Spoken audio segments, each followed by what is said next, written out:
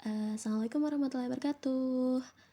Hari ini aku mau bacain cerita yang aku cari di internet dengan tema kebudayaan sih sebenarnya. Berjudul Semarak Malam Malanca. Mari kita mulai. Semarak Malam Malanca. Namaku Dabir.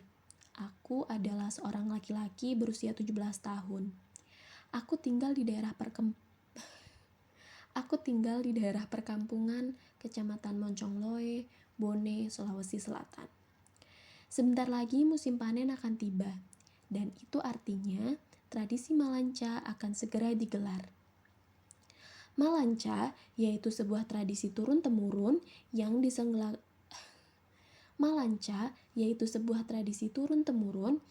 diselenggarakan setahun sekali ketika pasca panen tiba. Caranya dengan menyepak menggunakan tulang kering, dan sasarannya adalah ganca-ganca atau bagian kaki di atas tumit lawan. Dulu saat aku masih kecil, sekumpulan pria dewasa akan beramai-ramai pergi ke makam Galarang Moncongloe yang merupakan makam leluhur di desa kami. Beliau dahulunya merupakan paman dari Raja Goa, Sultan Alauddin. Pesta besar akan diselenggarakan sebelum memulai tradisi ini.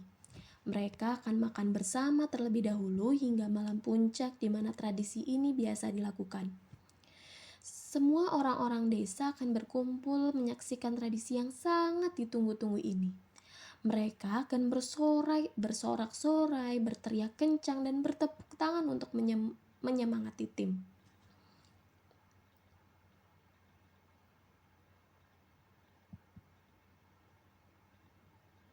Wajar rasanya jika tradisi ini sangat dinanti-nantikan oleh penduduk di desa kami, karena sawah di desa Moncongloe hanya panen setiap setahun sekali. Tradisi ini dilakukan di dalam sebuah lingkaran besar, biasanya berlangsung selama 4 jam atau sampai salah satu tim berhasil menumbangkan lawannya dengan cepat.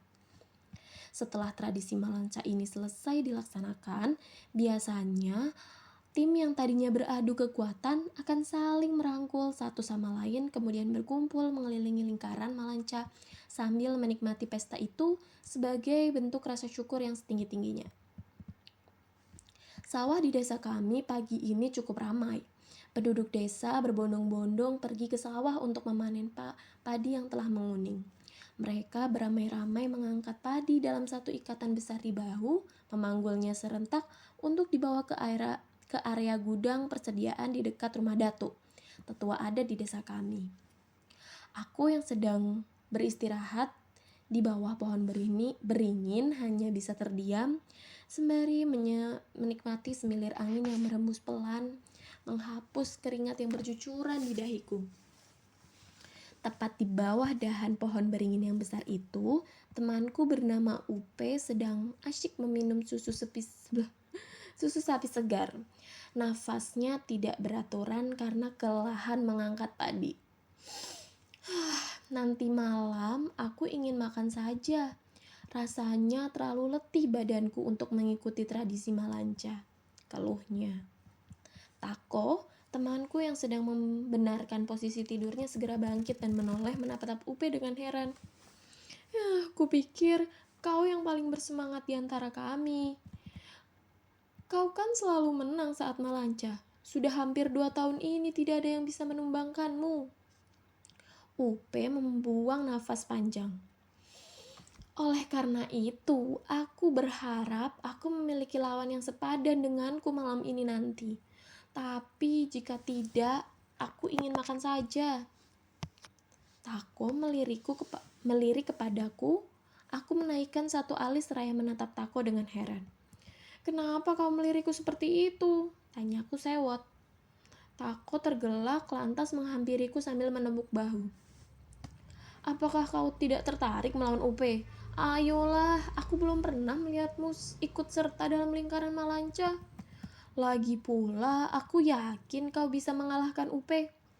Upe tertawa lebar lalu meminum susu dari botol minumnya hingga tandas.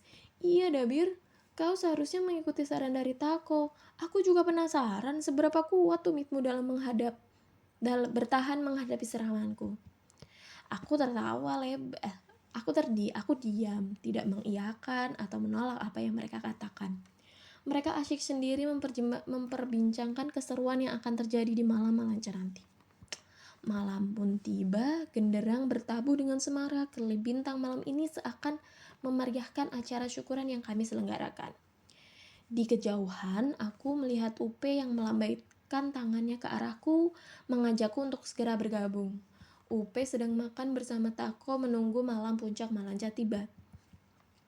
Ketika malam puncak tiba, ketika lentera-lentera besar menerangi lingkaran Malanca, sudah lebih dari 2 jam berlalu sejak Upe telah berhasil menumbangkan lawannya, dan dia juga tetap berdiri kokoh ketika mendapat serangan dari tim lawannya.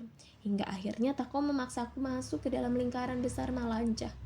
Upe tersenyum melihatku yang berdiri kebingungan di dalam lingkaran Malanca. Hingga akhirnya Upe menghampiriku dan bersiap menyampak kakiku. Aku langsung memasang kuda-kuda mencoba bertahan dari Upe yang siap menyempakku.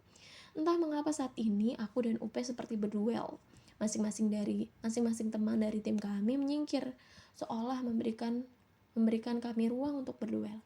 Hingga pada akhirnya aku tumbang. Upe tetap berdiri kokoh meskipun peluh telah membasahi keningnya. Upe mengelurkan tangannya membantu berdiri dalam sela keramaian Malanca. Upe berbisik di telingaku, "Tenanglah Dabir, tradisi ini tidak ada pemenangnya. Tradisi adu betis ini bertujuan untuk mengetahui kekuatan di tiap pemain, serta untuk mengingat jasa leluhur kita yang telah menjaga kerajaan Bone." Aku tersenyum lantas mengangguk. Merangkul Upe dengan bangga, Tako menyusul bergabung dalam lingkaran Malanca. Merangkul kami, lalu berdendang mengikuti musik tradisional yang sedang mengalun. Malam itu aku kagum terhadap temanku Upe.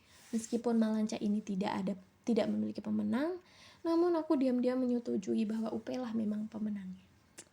Itu tadi, terima kasih sudah mendengarkan. Sampai jumpa di cerita berikutnya. Bye-bye. Wassalamualaikum warahmatullahi wabarakatuh.